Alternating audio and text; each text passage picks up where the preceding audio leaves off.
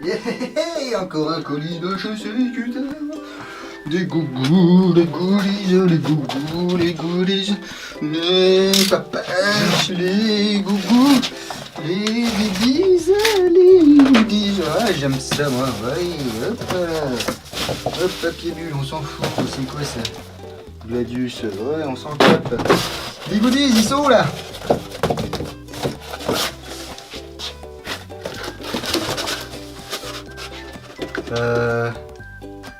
Les gars,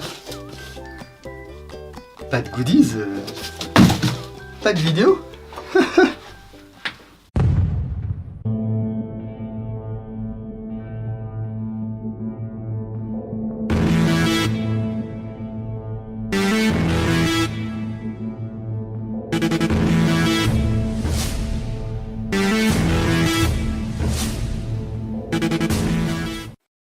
Salut à tous, bienvenue dans l'entre, vous vous souvenez ou pas, il y a déjà plus d'un an, c'était en avril 2017, je vous présentais cette réplique, la réplique du Gladius 17 de chez Secutor Arms.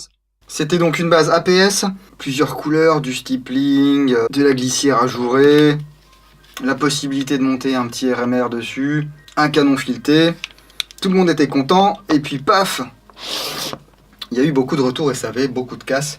Les casses normales sur les répliques APS, on va dire. Hein. Donc dans ces cas-là, il y a plusieurs solutions. Soit, on se dit, je fais l'autruche, je creuse un petit trou et puis je mets ma tête dans le sable et on en a vendu, on s'en fout. Soit, on se dit, tiens, on va faire un nouveau Gladius. Voilà, une nouvelle série, Acta non verba, les actes, pas les paroles. Toujours sur une base APS, mais avec quelques petites améliorations qu'on va voir ensemble. Avant de commencer, j'aimerais remercier Skyway, Secutor et puis surtout 020 Magazine qui s'occupe de la com de Secutor pour l'Europe, me semble-t-il. Hein. Enfin, je sais pas pourquoi je dis l'Europe, ça doit être le monde parce que 020 Magazine c'est multinational, c'est mondial, c'est même traduit en chinois donc on peut pas tester. Hein. Cette série Gladius Acta non verba est déclinée bien sûr en 3 versions. La version Stone que je vais vous montrer aujourd'hui, la version Bronze 2 et la version Noir 2. Alors pourquoi 2? Parce que sur la première série, il y avait déjà une version bronze que je viens de vous montrer, et aussi une version noire. Donc on reste sur le visuel du gladiateur des temps modernes, hein. Ils ont une bonne bande de vikings, là, une bonne bande de barbus ibères. Enfin bref, comme d'hab, c'est bien classe. Ici toujours la devise de Secutor, hein. Secutor dicit inimicus silet. Quand le chasseur parle, l'ennemi est réduit au silence, l'ennemi se tait. On est bien sur du Acta non verba Stone. Ah, Stone, il n'est pas drogué, hein. Et ici également, Acta non verba. Donc à chaque fois, ils refont des boîtes, hein. Hop, à l'intérieur, oulala. Eh bien, on a la même chose qu'on avait auparavant, hein. Un petit manuel pour l'installation des capsules de CO2. Des petites instructions pour charger le gaz, machin, tout ça. Les consignes de sécurité, enfin, c'est tous les textes légaux pour l'Europe et notamment la France, hein. Un petit manuel d'utilisation. Voilà. Alors, toujours avec le laïus, hein, qui ne change pas. Si vous voulez la traduction et tout, je vous invite à regarder la vidéo précédente du Gladius que j'avais faite il y a donc 1 an et demi quasiment là. Donc c'est assez clair, voilà pour la base, hein, je veux dire régler le hop-up, actionner l'écran de sûreté. C'est bien protégé dans cette mousse compacte que j'affectionne. Qu'est-ce que c'est que ça? Ah bon déjà, première chose, on a à nouveau un joint de bouchon de chargeur, un nozzle. Alors, les répliques sont livrées avec 2 nozzles, un nozzle hiver qui est monté déjà dans la réplique, hein, et un nozzle été. Mais ils sont plus percés comme avant, voilà, parce qu'ils se sont aperçus que le perçage d'origine ça faisait casser les nozzles. Un petit tube d'huile silicone. Et puis ça aussi, voilà, qui avait été mis en place suite aux plaintes, j'ai envie de dire, des clients. La clé pour visser et dévisser le bouchon du chargeur. En plus, voilà, c'est un petit casque, petit logo de chez Secutor. Alors par défaut, la réplique est livrée avec un chargeur CO2. Je vais vous le redire parce qu'il y en a certainement qui n'ont pas regardé la vidéo du précédent Gladius. Mais c'est compatible avec pas mal de chargeurs pour Glock, même si ce n'est pas un Glock. Donc voilà, chargeur CO2. Avec ici le talon qui est stipulé, l'emblème de chez Secutor. Et puis ici vous avez un petit bouton, petit loquet, voilà, qui va permettre d'enlever le talon de chargeur pour ensuite eh bien, mettre une capsule de CO2 à l'intérieur. Et voilà donc le Secutor Acta Non Werba en version Stone. Donc pourquoi Stone? Parce que c'est écrit, hein, donc c'est écrit pierre. On va détailler ça tout de suite. Donc voilà, on a toujours la même base de chez APS. Donc je vous le redis, ce n'est pas un Glock 17. Hein. Il n'y a aucun marquage de chez Glock. Enfin, la queue de détente n'est pas conforme. Il y a une vague ressemblance. Le rail n'est pas conforme non plus. Donc enfin, il n'y a pas de problème spécifique de licence concernant ce Gladius. C'est comme si je vous disais que l'ICS BLE Alpha était un FNS 9. Donc ça tient bien dans la main. C'est pas trop lourd. Hein. Je vous mets les dimensions à l'écran. Franchement, ça se manie bien. On a une carcasse en polymère qui était stiplée à la main. Alors, c'est stiplé à la main, mais je pense que c'est pas trop poncé avant, parce que vous avez encore le petit carré là. Et également le petit carré de l'autre côté. Ici, sous le pontet, stippling. Devant le pontet, stippling. Et les emplacements ici pour venir mettre le pouce ou l'index sont également stiplés. Il n'y a pas de modification de pontet qui a été faite. Mais globalement, c'est assez agréable à tenir en main. Même sans gants, voilà, je suis pas en train de m'arracher la peau, ni rien du tout. Ça tient bien, hein, je sais qu'il va pas me glisser de la main. Mais en même temps, je vais pas finir avec la main en sang en fin de journée. Alors, il n'y a pas 36 marquages non plus sur cette réplique. Hein. Vous voyez ici, SCG 170914, calibre 6 mm. Avec ici l'extracteur qui est une pièce à part. De l'autre côté, aucun marquage. On peut voir ici les ouvertures sur la glissière. Il y en a une également sur le dessus.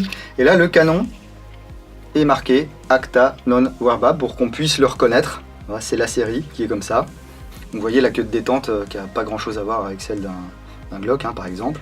On a un petit cran de sûreté ici. Donc là, je ne peux pas tirer. Et là, je vais pouvoir actionner ma queue de détente. Hop. Comme ceci. On a un arrêtoir de glissière qui est fonctionnel, il va se déclencher en fin de chargeur, et puis ici le bouton d'éjection du chargeur qui est un modèle assez imposant. C'est bien parce que du coup on peut bien l'actionner avec le pouce là, on galère pas, on n'a pas besoin d'aller chercher très très loin. Donc la peinture de la glissière ici. Résistera-t-elle aux affres des parties? On verra sur le moyen et sur le long terme.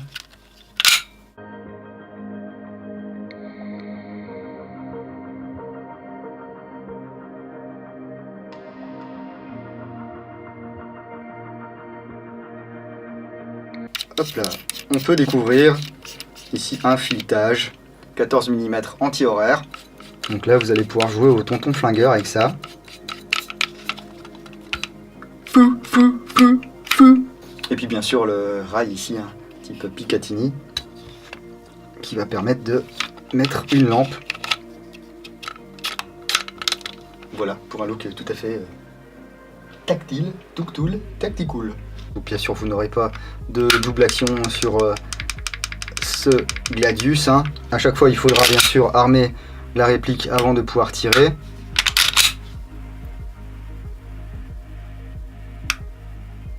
Écoutez, par contre, elle n'est pas désagréable. Hop, déjà, vous n'avez pas la sûreté de détente des Glock qui vous rentre dans le doigt. Le reset est un peu long, mais on est direct sur le mur. Hein. Une fois qu'on a reseté, là, on n'a pas de course molle ou quoi. Donc c'est assez agréable. Au niveau de la plaque à l'arrière, vous avez le petit logo de chez Secutor. Alors à l'œil nu, je le vois quasiment pas, et à la caméra, on le voit plutôt pas mal. Donc au niveau des organes de visée, pas de changement. Par rapport au Gladius d'avant, vous avez un guidon et une hausse. Voilà. Le U, le point, on aligne. Et ils sont toujours phosphorescents, donc ça c'est pas mal. On va se mettre une petite cartouche de CO2 dans le chargeur. Attention avec ces capsules, hein, c'est assez dangereux à utiliser. Enfin, il faut prendre quelques petites précautions. Vous risquez des brûlures, vous risquez des projections de cartouches si jamais elles ne sont pas vides lorsque vous ouvrez le bouchon. Donc portez des protections autant que possible, gants et lunettes. Hein. Ici on enlève le talon. Je prends mon outil, je dévisse. Vous pouvez utiliser voilà, de multiples facettes de l'outil pour dévisser. Et vous pouvez voir ici sur le bouchon un double joint. Voilà, c'est lui qui va faire l'étanchéité. Donc on vous en donne qu'un en spare. Ça aurait été peut-être sympa d'en donner deux. N'oubliez pas, à chaque fois que vous allez remonter le bouchon, de mettre une petite goutte d'huile de silicone, alors soit l'huile silicone si vous en avez chez vous, ou soit celle qui est fournie avec la réplique. Et puis ça ne mange pas de pain d'en mettre une petite goutte aussi là au fond. Et ce qui est étrange sur mon exemplaire, c'est que le petit pointeau qu'il y a au fond et que normalement on actionne ici en tournant la partie argentée, eh bien on dirait qu'il y a comme un point de colle qui a été mis justement pour pas que ça tourne. Vous voyez là par exemple, si j'utilise la partie adéquate de l'outil, eh ben, là je ne peux ni visser ni dévisser. Alors est-ce que c'est une modification qui a été faite par Secutor pour que justement on n'ait plus à se faire suer, à faire des quarts de tour, des machins et tout? Mais en même temps, bon, pourquoi ils ont mis le mode d'emploi du coup hein? Écoutez, je vais faire 100. Si je me fais péter la gueule, bah, je vous aime les gars quand même. Ouais. Donc on met la sparklette, alors dans ce sens-là hein, bien sûr, pas dans ce sens-là. La petite goutte d'huile qui va bien, et là on visse. L'idée en fait c'est de créer une chambre de surpression hein, au niveau du chargeur. Ah bah voilà, en fait, c'était pas de la colle. Voilà, donc là on visse à fond et on dévisse jusqu'à ce que les deux parties soient alignées comme ceci. Et normalement maintenant j'ai de la pression dans mon chargeur, oui c'est le cas. Bon bah je sais pas, donc c'était peut-être fait exprès cette petite colle ou je sais pas quoi, enfin bref.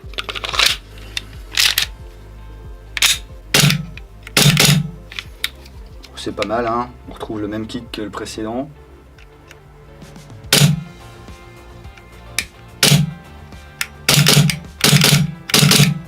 C'est sec, c'est pas un truc de brontosaure, hein, c'est pas du FNS9 par exemple, mais c'est très agréable. Alors au niveau de la compatibilité des chargeurs, ici j'ai un chargeur genre Stark, enfin Cybergun. CO2. Ça fonctionne. Un chargeur gaz Tokyo Marui. Ça passe. Et un chargeur WE. Ouais, oula, ça va bien dégazer d'un coup là. Ouais, c'est bon. Alors pour les autres marques, ne me demandez pas parce que j'en sais rien. Je suppose que si vous avez du Kaji, ça doit passer étant donné que c'est compatible Tokyo Marui par exemple. Forcément, les précédents chargeurs de Gladius fonctionnent. Donc on a du choix de chargeur, c'est pas mal si vous avez du G quelque chose déjà chez vous, notamment du G17. Vous n'aurez pas forcément besoin de racheter des chargeurs, à part si vous êtes friand de ce petit look là, assez sympa. Voilà, après c'est vous qui voyez. Hein. Hop, on va se faire un petit comparo avec l'ancien Gladius. Hop, attendez, on va se laisser un petit peu d'espace les copains. Et je vous dis pas, j'ai l'impression d'être dans un sweatshop là, je daube, il fait combien? Il fait 30 degrés, il n'y a pas un brin d'air. Si je mets le ventilo, le son il va partir en PLS là. Donc Gladius première gêne, on va dire, Gladius Acta non Verba. Bien entendu, si j'enlève ici l'adaptateur, je peux le mettre sur le Gladius standard. Bon, il en a vu des vertes et des pas mûres hein, celui-là. Je peux vous dire que hop, même le RMR il a morflé.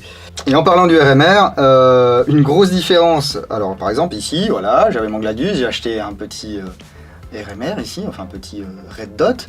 Vous aviez un Anthrax ici, voilà. Et qu'est-ce qu'ils ont fait? Ils ont changé l'Anthrax. Du coup, je ne peux plus me servir de ce petit Red Dot. Il faut que je mette un Red Dot, et bien comme celui-ci. Voilà. Par contre, ce qui est cool, c'est qu'ils ont avancé un petit peu les trous. Du coup, on peut mettre le Red Dot tout en gardant ici la hausse en position arrière. Vous pouvez la mettre en position avant si vous voulez, c'est toujours le cas, hein. Comme celui-ci. Je vois pas trop l'intérêt, surtout que c'est pas des modèles hauts. C'est-à-dire que là, c'est chouette, j'ai mon point rouge si je veux, mais si j'ai plus de pile, j'ai pas de secours. Là, c'est pareil. Vous voyez, une fois que j'ai mon Red Dot qui est dessus, eh bien, je peux plus viser avec mes organes de visée. Alors qu'il y a des répliques chez Secutor qui ont des organes de visée surélevés justement pour pouvoir, en cas de panne de pile ou que sais-je, continuer à utiliser les organes de visée classiques. Bon voilà, ils font des choix, après il faut contenter un maximum de gens, on peut pas contenter tout le monde. Je suppose que s'ils ont changé l'Anthrax, c'est parce que ils avaient eu des plaintes plus ou moins de gens qui disaient « Oui mais moi j'ai tel type de RMR et je peux pas l'utiliser sur l'ancien Gladius, etc. » Hop, au niveau du démontage, c'est toujours pareil. Hop. Que peut-on voir de prime abord? Ils ont changé les ressorts récupérateurs. C'est la même tige guide, mais au lieu d'avoir un ressort comme ici, vous avez deux ressorts. Normalement, le cycle est plus rapide et puis ça vous fait un kick un petit peu plus important. Le réglage du hop-up est toujours situé au même endroit, hein, c'est la petite molette ici. Et puis on a toujours les nozzles transparents de chez APS. Donc voilà la différence. C'est gras, hein, Mazette. Donc apparemment il y a toujours le même canon à l'intérieur. Alors c'était censé être des 6,01, je me souviens lorsqu'il était sorti. Et puis moi je l'avais mesuré, il faisait pas du tout 6,01. Il était aux alentours de 6,09. Là sur des sites internet j'ai vu 6,03. De toute façon on verra, hein, je vais démonter et je vais le mesurer. Ce sont des canons en inox. Hein. Bah, moi j'ai eu des bonnes perfs hein, d'entrée de jeu avec mon Gladius. Donc je me plains pas au niveau des performances. Hein. Ce sont des canons et des joints type Tokyo Marui, donc pas de souci là-dessus. Et au niveau du nozzle ici, ils ont revu également le ressort de nozzle qui avait tendance à exploser assez rapidement. Alors, a priori c'est réglé.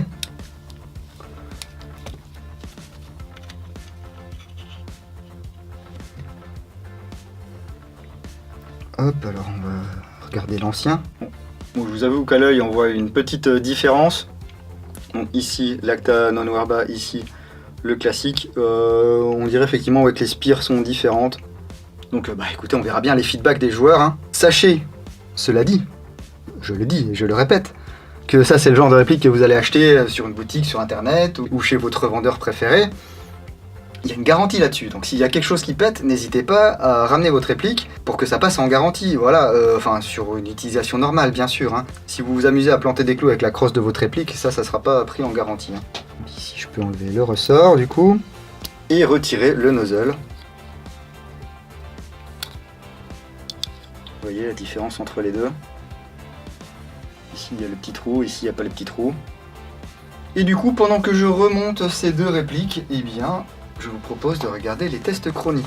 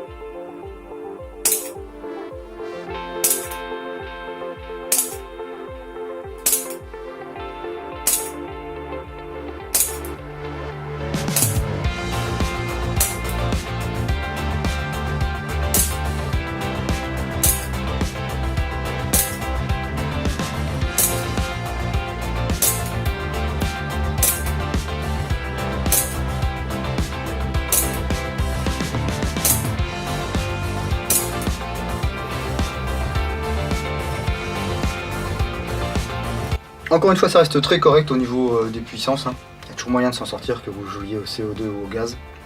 Franchement, c'est pas mal. Hein. Depuis quelques années, là, tous ces fabricants qui nous proposent des répliques de PA à CO2 qui sortent plus 400 ou 460 FPS, c'est quand même bien appréciable. Hein.